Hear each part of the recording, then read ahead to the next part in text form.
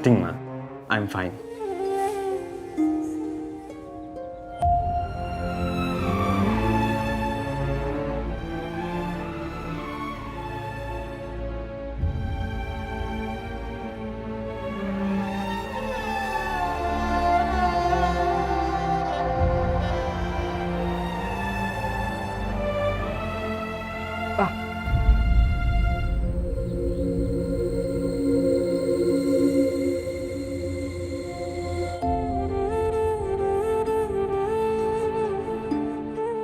ನನ್ನಿಂದ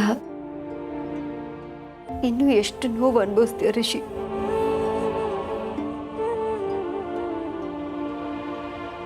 ಅಮ್ಮ, ನಿನ್ನ ಹತ್ರ ಕ್ಷಮೆ ಕೇಳಕ್ಕೂ ಆಗ್ತಿಲ್ಲ. ಅಷ್ಟು ದೊಡ್ಡ ತಪ್ಪು ಮಾಡಿದ್ದೀನಿ.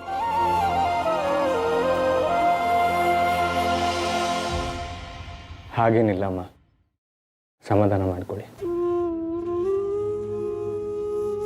ಇಲ್ಲ ರಿಷಿ, ಆ ಅನಿಕಾ ಹಾಕಿದ ಕಂಡೀಷನ್ಗೆ ನಾನು ಹೇಗೆ ಅಷ್ಟೊಂದು ಭಯದಿಂದ ಒಪ್ಕೊಂಡೆ ಅಂತಲೇ ಗೊತ್ತಾಗ್ತಾ ಇಲ್ಲ. ರಚನಾನ ನಮ್ದೆ ಒಂದು ತಪ್ಪು ಮಾಡಿದ್ರೆ ಆ ವಿಷಯನೆಲ್ಲ ನಿಮ್ಮಿಂದ ಮುಚ್ಚಿಟ್ಟು ಇನ್ನೊಂದು ತಪ್ಪು ಮಾಡಿದೆ.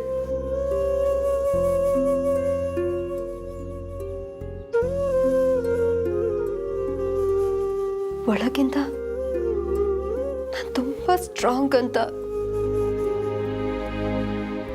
ನಾನೇ ಮೋಸ ಮಾಡಿಕೊಂಡೆ.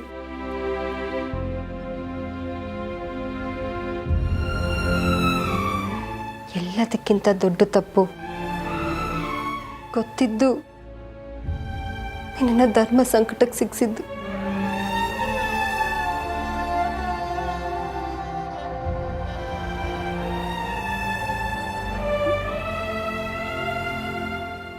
ನನ್ನ ಮೇಲೆ ನಿನಗೆ ಕೋಪ ಇದೆ ಅಂತ ನನಗೆ ಗೊತ್ತು. ನನ್ನ ಕ್ಷಮಿಸ್ಬಿಡು ರಿಷಿ.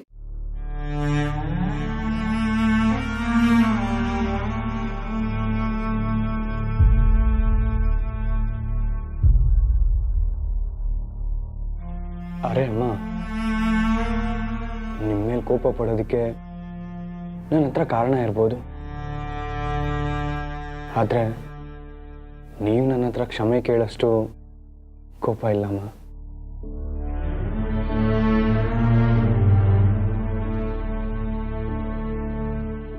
ಅಮ್ಮ,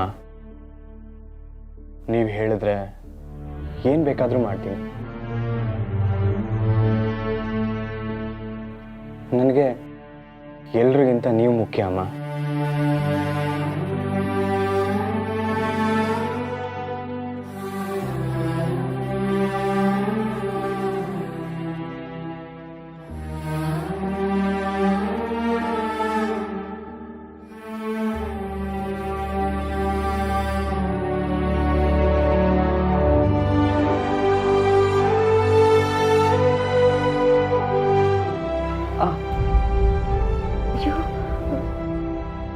ನೋವಾಯ್ತಾ ಕಂದ? ಇಲ್ಲಮ್ಮ,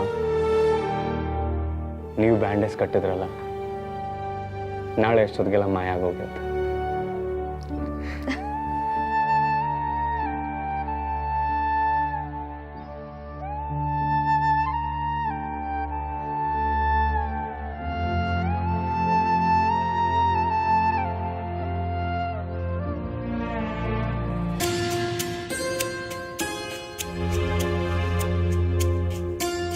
ವಿಡಿಯೋ ಮಾಡಿಕೊಟ್ರೆ 5 ಲಕ್ಷ ಕೊಡೋದಾಗಿ ಅನಿಕಾ ನನಗೆ ಮಾತು ಕೊಡ್ತೀನಿ.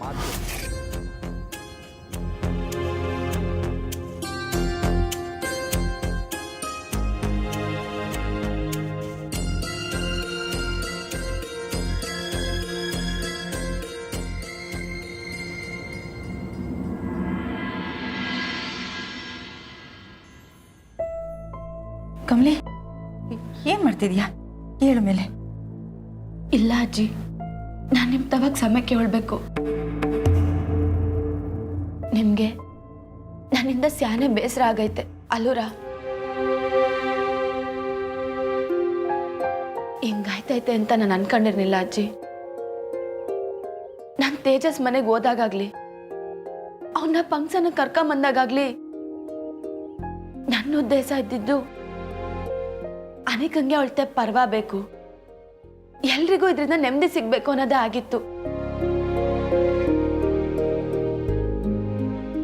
ಆದ್ರೆ ಇದರಿಂದ ಮಹಾಜನ್ ಕುಟುಂಬದ ಮರ್ಯಾದೆಗೆ ಧಕ್ಕೆ ಬರ್ತೈತೆ ಅಂತ ನಂಗೆ ಗೊತ್ತಿರ್ಲಿಲ್ಲ ಅಜ್ಜಿ. ಇಲ್ಲಿ ಗಂಟ ನೀವು ನಿಮ್ಮ ಕುಟುಂಬದ ಗೌರವನ ಹೆಂಗ್ ಕಾಪಾಡ್ಕೊಂಬಂದಿದ್ದೀರಾ ಅಂತ ನಂಗೆ ಚಂದ ಗೊತ್ತು. ನನ್ನಿಂದ ಇಂಥ ದೊಡ್ಡ ತೆಪ್ಪಾಗಿರೋದು ನಿಮ್ಮ ಮನ್ಸಿಗೆ ಖಂಡಿತ ನೋವು ತರಿಸಿರ್ತೈತೆ. ನಾನು ಏಟೇಗೆ ಸಮಯ ಕೇಳಿದ್ರು ಇದು ಸರಿ ಹೋಗಕ್ಕಿಲ್ಲ. ನನಗೆ ಸಂಸ್ಬಿಡಿ ಅಜ್ಜಿ. ಒಳ್ಳೆ ಉದ್ದೇಶ ಇಟ್ಕೊಂಡ್ ಬಂದವಳು ನೀನು, ಆದರೆ ಈ ಮನೆಗೆ ಕೆಟ್ಟ ಹೆಸರು ಬರುತ್ತೆ ಅಂತ ಬೇಸರ ಮಾಡ್ಕೋತಿದ್ಯಾ. ಆದರೆ ಅವಳು ಈ ಮನೇಲೇ ಹುಟ್ಟು ಬೆಳೆದವಳು. ನಿನಗಿರೋ ಅರ್ಧದಷ್ಟು ಸಂಸ್ಕಾರನೂ ಅವಳಿಗಿಲ್ವಲ್ಲ ಕಮಲಿ.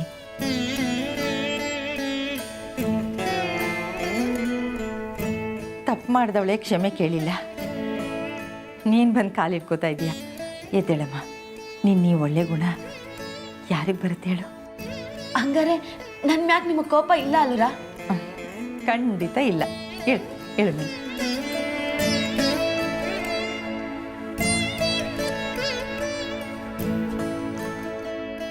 ಆದರೆ ನಾನೀಗೊಂದು ಕೆಲಸ ಮಾಡಬೇಕಾಗಿದೆ ಕಮಲಿ.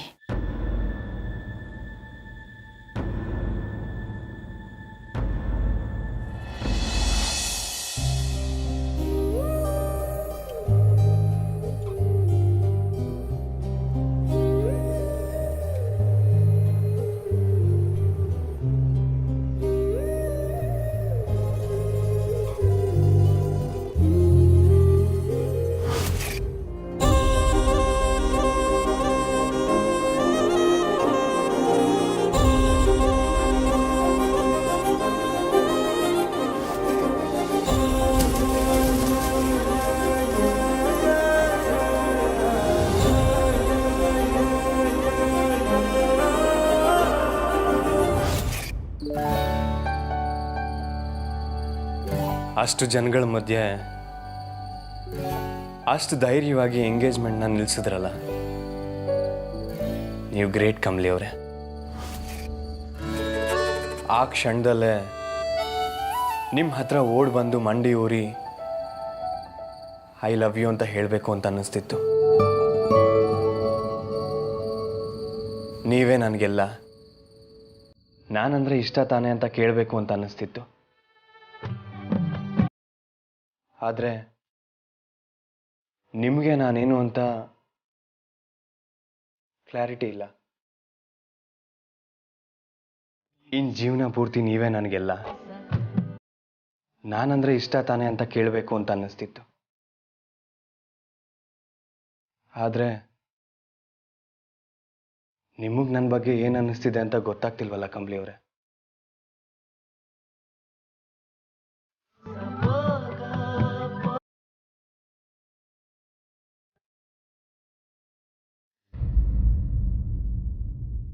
ಯಾರು?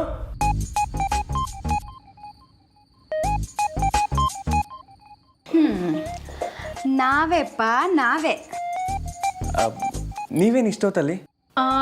ಇಲ್ಲೆಲ್ಲೋ second show full romantic love story ಓಡ್ತಿದೆ ಅಂತ ಕೇಳ್ಪಟ್ವಿ, ಅದಕ್ಕೆ ನೋಡ್ಕೊಂಡು ಹೋಗೋಣ ಅಂತ ಬಂದ್ವಪ್ಪ. ಆದರೆ ನಾವು ಬರೋ ಅಷ್ಟರಲ್ಲಿ ಶೋನೇ ಶುರು ಆಗ್ಬಿಟ್ಟಿದೆಯಲ್ಲ ರಚನಾ.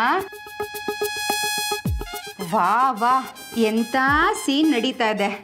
ಹೀರೋಗೆ ಅವನ ಮನೆಯಲ್ಲಿ ಹೇಳೋಕ್ಕೆ ಕೇಳೋಕ್ಕೆ ಯಾರೂ ಇಲ್ಲ ಅಂತ ಖುಷಿಯಾಗಿ ಐ ಲವ್ ಯು ಅಂತ ಹೀರೋಯಿನ್ಗೆ ಪ್ರಪೋಸ್ ಮಾಡ್ತೀಯಾನೆ. ಅದಕ್ಕೆ ಪ್ರಪೋಸ್ ಅಲ್ಲ, ಪ್ರಪೋಸ್ ಮಾಡೋಕ್ಕೆ ಪ್ರಾಕ್ಟೀಸ್ ಮಾಡ್ತಿದ್ದಾನೆ ಅಂತ ಹೇಳಿ. ನಮ್ಮ ಹೀರೋಗೆ ಹೀರೋಯಿನ್ ಹತ್ರ ಲವ್ ಹೇಳೋಷ್ಟು ಧೈರ್ಯ ಎಲ್ಲಿದೆ ಹೇಳಿ?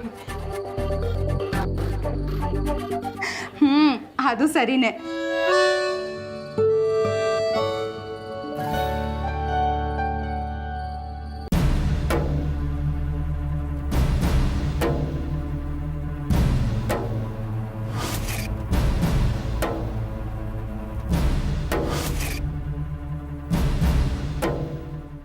ಏನು ಕಾದೈತೋ ಏನೋ. ಅನ್ಪೂರ್ಣಮ್ಮನವ್ರು ಬೇರೆ ಸ್ಯಾನೆ ಕೋಪದಲ್ಲಿದ್ದಂಗೆ ಅವರಲ್ಲ. ಅಮ್ಮ ಎಲ್ರೂ ಬರಕ್ಕೆ ಹೇಳಿದ್ರಾ? ಯಾರ್ಯಾರು ಬರ್ತಾರೋ ಎಲ್ಲರೂ ಬರಲಿ ಅಂತ ಹೇಳಿದ್ದೆ. ಅಜ್ಜಿ ಎಲ್ರೂ ಕರೆಸ್ತವ್ರೆ ಅಂದ್ರೆ ಈಗ ಎಲ್ರ ಮುಂದೆ ಅನಿಕಂಗ್ ಬೈತಾರೆ ಅನ್ನಿಸ್ತೈತೆ. ಈಗ ನಾನು ಇಲ್ಲಿರೋದು ಅಷ್ಟೊಂದು ಸರಿಯಲ್ಲ, ಒಳ್ಳೆದೇ ವಾಸಿ.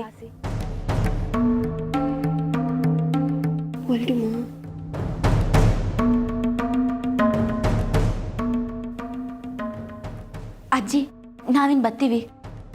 ನಾನು ಹೇಳೋವರೆಗೂ ಯಾರು ಎಲ್ಲಿಗೂ ಹೋಗೋ ಹಾಗಿಲ್ಲ.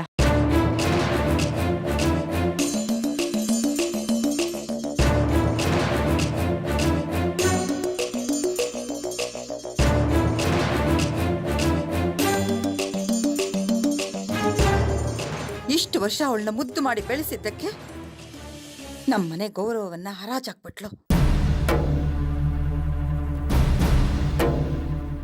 ಅನೀಗ ಹೋಗ್ತಿರೋ ದಾರಿ ಸರಿ ಇಲ್ಲ. ಅವಳು ಹದ್ದು ಮೀರ್ತಿದ್ದಾಳೆ ಅಂತ ನನ್ನೆಷ್ಟು ಸಲ ಹೇಳಿದ್ರು ನೀವ್ಯಾರು ನನ್ನ ಮಾತು ಕೇಳಿಲ್ಲ.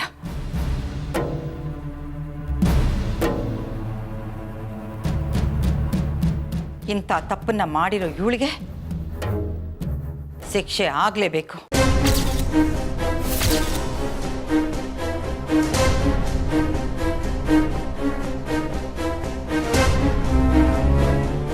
ಅದಕ್ಕೆ ನಾನು ನಿರ್ಧಾರಕ್ಕೆ ಬಂದಿದ್ದೀನಿ.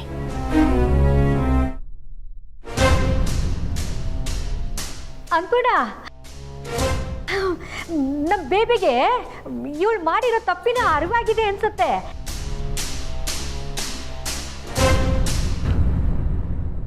ಅದಕ್ಕೆ ಇನ್ನೇನು ನಿನ್ನ ಹತ್ರ ಬಂದು ಸಾರಿ ಕೇಳೋಣ ಅಂತ ಅನ್ಕೊಂಡಿದ್ಲು ಅನ್ಪೂರ್ಣ. ಸಾರಿ ಕೇಳ್ಬಿಟ್ರೆ ಹೋದ್ ಪ್ರಾಣ ವಾಪಸ್ ಬಂದ್ಬಿಡತ್ತಾ?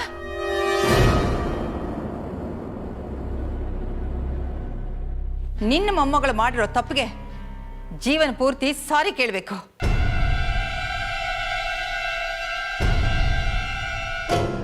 ನನ್ನ ನಿರ್ಧಾರ ಸರಿಯಾಗೇ ಇದೆ.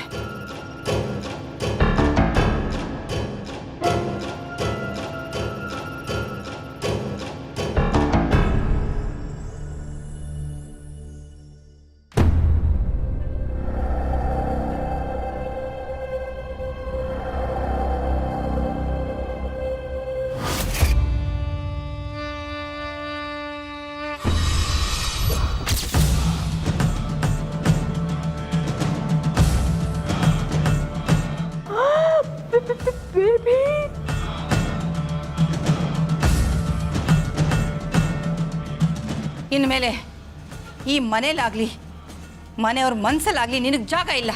Get lost.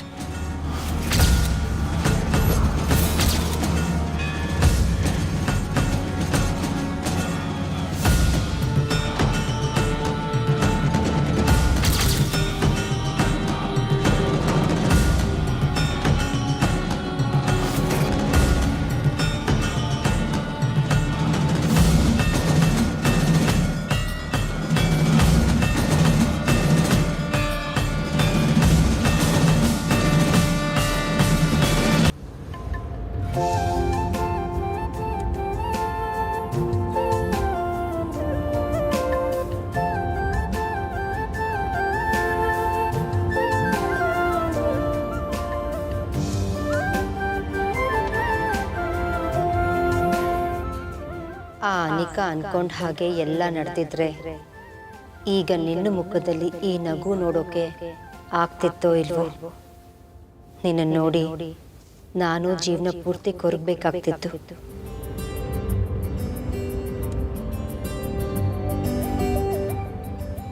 ಮೊದಲು ತಿಂಡಿ ತಿನ್ನು, ಆಮೇಲೆ ಆಟ ಆಡುವಂತೆ. ಇದು ಒಂದು ಗೇಮ್ ಲಾಸ್ಟ್. ಪುಟಿ, ತಿಂಡಿ ತಿನ್ನುವಾಗ ಮೊಬೈಲ್ ಇಟ್ಕೊಂಡ್ರೆ ಮೇಡಮ್ ಕೋಪ ಬರುತ್ತೆ. ಇಡು ಮೊಬೈಲ್.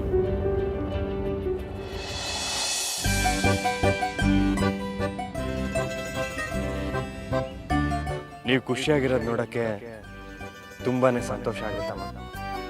ನೀವು ಯಾವಾಗಲೂ ಹೀಗೆ ಇರಬೇಕು, ಹಾಗೆ ನೋಡ್ಕೋತೀನಿ.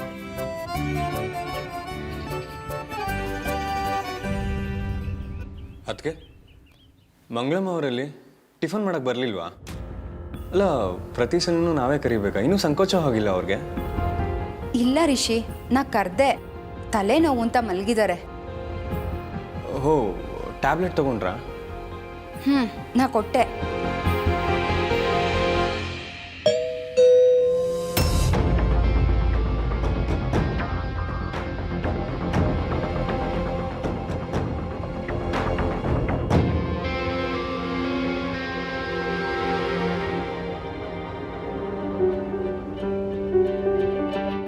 ಏನಮ್ಮ ಅದು?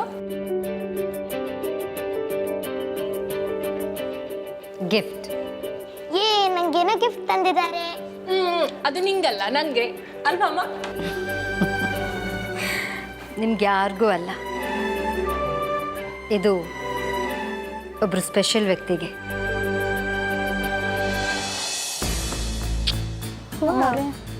ಏನೋ ನೆಲ ಒರೆಸೋದಕ್ಕೆ. ವರ್ಸು? ಓಹೋ, ಏನ್ ನಿನ್ ಮಾತಿನ ಅರ್ಥ? ನನ್ನ ಕಾಲಿಂದ ನಿನ್ ಕೆಲಸ ಕೆಡ್ತಾ ಇದೆ ಅಂತನಾ? ಆಗಲ್ಲ ಅಮ್ಮೋರೆ. ಇನ್ನೇನೋ ಜಾಸ್ತಿ ಮಾತಾಡ್ಬೇಡ ನೀನು. ನನ್ನ ಕಾಲ್ ಮುಟ್ಕೊಂಡು ಹಾಗೆ ಕೆಲಸ ಮಾಡ್ಕೊಂಡು ಹೋಗು. ಪುಣ್ಯ ಪುಣ್ಯ ಬರುತ್ತೆ ನಿನಗೆ.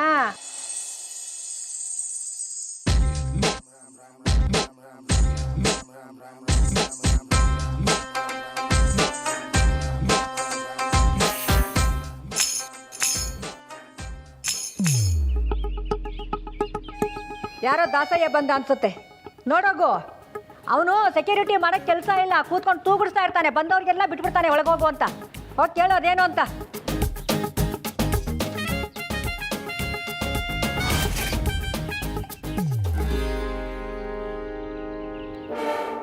ಯಾರದು?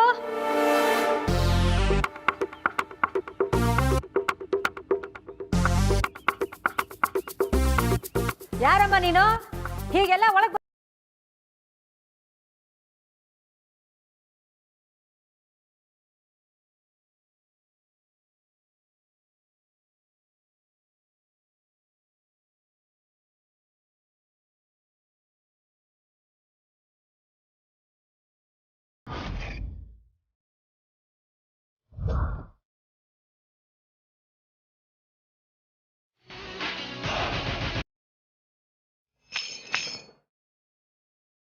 ಶಂಭೋ ಶಂಕರ.